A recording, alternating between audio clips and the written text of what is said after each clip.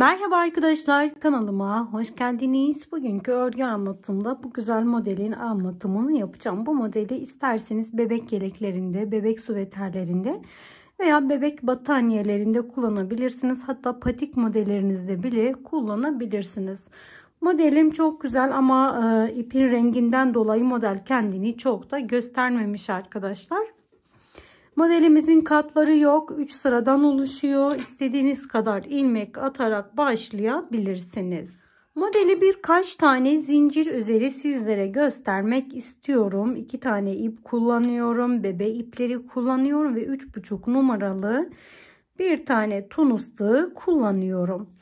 Birkaç tane modeli göstermek amaçlı kısa zincir çekiyorum. Bu kadar. Yeterli arkadaşlar. Hatta fazla bile. Şimdi her bir zincirin içinde bir tane ilmek çıkartıyorum. Çıkartmış olduğum ilmekleri şişimin üzerinde biriktiriyorum.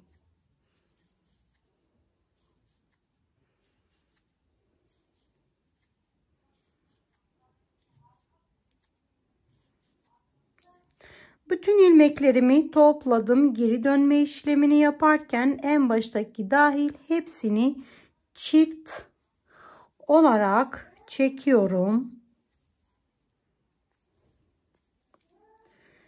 Sıra sonuna kadar aynı şekilde gelelim. Ben modeli kurarken haroşa üzeri kuruyorum. Siz dilediğiniz gibi herhangi lastik çekebilirsiniz. Haroşa yaparken ilmeğimi bu şekilde şişimin üzerine bıraktım. Tığımı hemen bendeki ilmeğimi aldım. İçinden geçtim.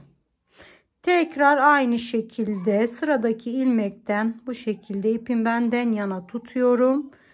Kapattım. Yine aynı şekilde bütün ilmeklerimi aynı şekilde haroşa örgümü yaparak gidiyorum.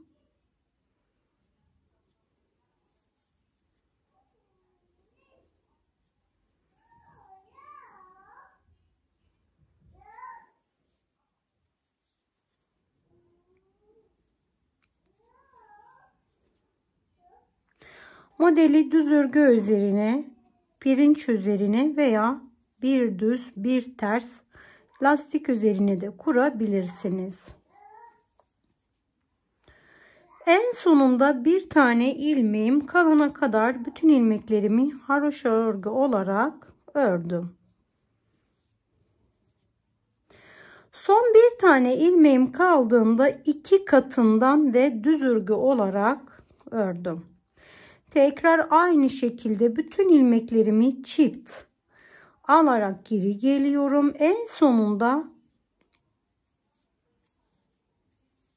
bir tane ilmek kaldığında ipimizi değiştirebiliriz arkadaşlar. Veya aynı şekilde de yapabiliriz. Ben bir tane ilmeğim kaldığımda ipimi değiştiriyorum. Böyle içinden geçtim. Şimdi hemen sıradaki ipimi krem olarak ördüm. Diğer ipimi bir tane krem, bir tane renkli olan ipimden örüyorum arkadaşlar. Diğer ipimi de aradan yürütüyorum ki sökülmesin.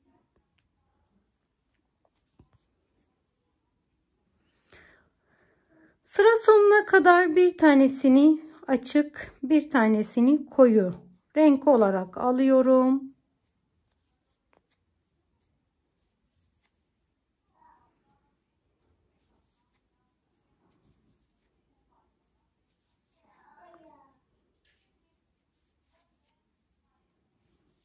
En sonunda ilmeğimi krem örgü olarak ördüm. Şimdi geri gelme işlemini yapıyoruz. Geri gelme işlemini yaparken yine aynı şekilde ilmeklerimizi kendi renklerinden çekerek geliyoruz. Geri dönme işlemini yaparken tekrardan bütün ilmeklerimi çift olarak alıyorum. Kremleri krem, koyu renk olanları koyu renk ile çekiyorum. Arkadaşlar bu şekilde bakın. Bir tanesi krem, bir tanesi diğer ip. Bir tanesi krem, bir tanesi bordo olan ipimle alıyorum. Sıramın sonuna kadar aynı şekilde iki renk yaptığınızda bu şekilde ipinizi aradan getirebilirsiniz.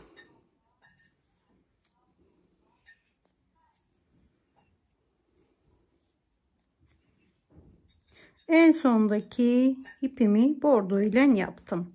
Şimdi bu sırayı bitirmiş olduk. Sizin de gördüğünüz gibi bütün ilmeklerimi bordo olan ipimden alıyorum.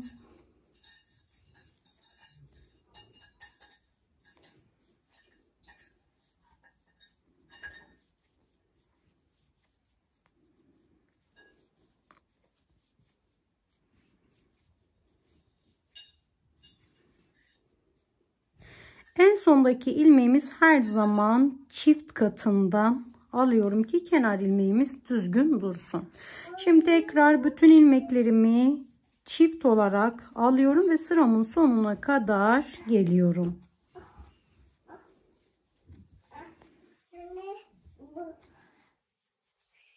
Sıramın sonuna kadar geldim. Şimdi arkadaşlar bakın bunun devamı zaten şişimin üstünde. Diğer ipimi aldım. Kısa olanları kremin üzerine tekrar krem gelecek şekilde. Uzun olanları ise bordo ile örüyorum. Kısaları krem, uzunları bordo. Bakın bu şekilde.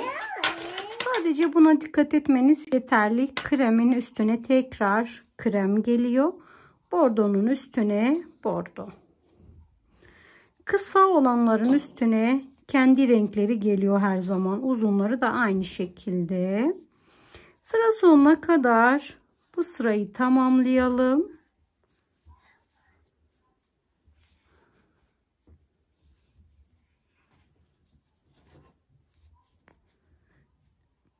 En sondaki ilmeğim krem geldiği için krem olarak ördüm. Böylece bu sırayı da tamamlamış oldum. Yine aynı şekilde geri gelme işlemini yapıyorum. Bütün ilmekleri kendi renklerinden çekiyorum. Buradaki ipimi şöyle şu iki parmağımın arasına alıyorum. Bordoları bordo, kremleri krem. Bordoları bordo, kremleri krem. Geri dönme işlemini yaparken ipinizi çok sıkıştırmayın. Kendi haline bırakın. Şey olmasın, kasılma olmasın. Çok sıkıştırırsanız eğer modeliniz kasılır. Son ilmeğimi bu şekilde son ilmeğim krem ile alacağım bu sefer. Şimdi arkadaşlar bütün ilmeklerimi krem olarak örüyorum.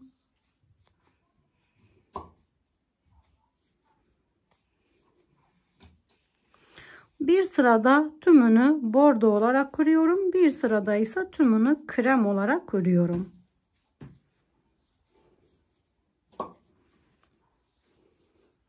Sıramın sonuna kadar geldim. Son ilmeğimi iki katından ördüm. Bu şekilde. Şimdi tekrar geri geliyorum. Bütün ilmeklerimi çift örgü olarak alıyorum.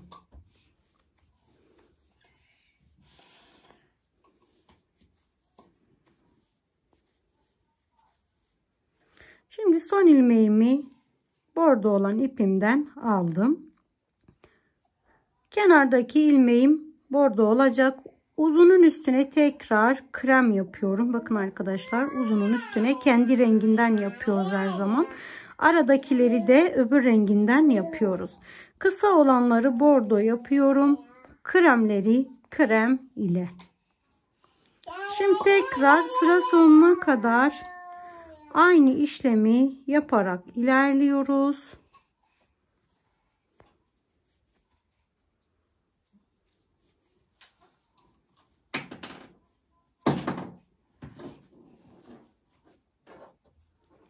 Bütün ilmeklerimi aldım. Son ilmeğim krem olarak denk geldi ve krem olarak aldım.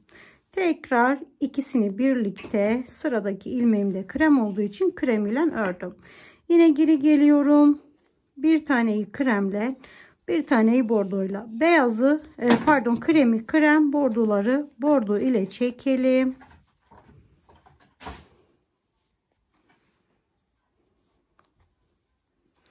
Tekrar sıramın sonuna geldim. Son ilmeğimi bordo olan ipimden aldım. Bu sırada bütün ilmeklerimi bordo olan ipimden çekiyorum.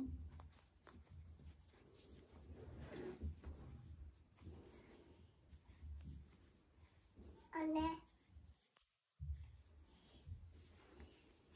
Anne. Anne.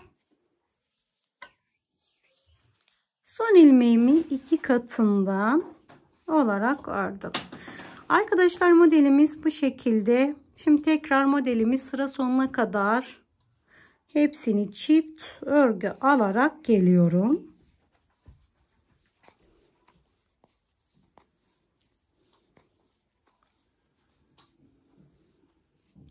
Son ilmeğimi bundan aldım ve krem olan ipimden devam ediyorum. Bakın, kısa olanın üzerine krem, uzun olanın üzerine bordo. Bu her zaman aynı şekilde oluyor. Kısanın üzerine bakın, tam hizasına arada bir tane renk geçmişiz ya. Bir önceki sıranın üzerine aynı rengi yapıyoruz. Çok kolaydır, kafanız karışmasın diye tekrar anlatımını yapıyorum. Uzunların üzerine kendi rengini, kısaların üzerine bir önceki sıranın rengini. Uzunun üzerine kendi rengini, kısa olanın bir önceki sıranın rengini. Hep bu şekilde. Tekrar sıramın başına kadar geldim. Son ilmeğimi kremle denk geldiği için krem ile ördüm. Şimdi tekrar geri gelme işlemini yapıyoruz. Geri gelme işlemini yaparken en baştanki hangisi ise o rengi kullanıyoruz ve sıradaki de aynı rengi kullandım. Şimdi tekrar bütün ilmekleri kendi renginden alarak geri geliyorum.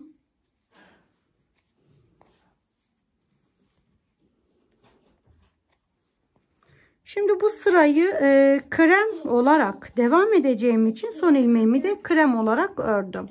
Tekrar bütün ilmeklerimi krem olarak bu şekilde aldım.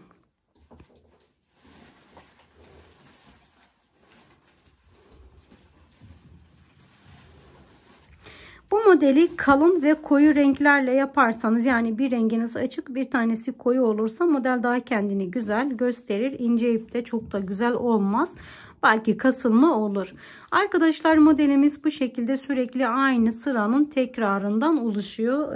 Daha önceki modelimi de şu şekilde sizlere göstermek istiyorum. Bu renk çok güzel olmadı ama bu renkte model daha güzel ortaya çıktı. Videomun sonuna geldim. Umarım sizler için faydalı bir anlatım olmuştur. Beni izlediğiniz için çok teşekkür ediyorum. Başka bir videoda görüşmek dileğiyle. Şimdilik hoşça kalın, sağlıkla kalın.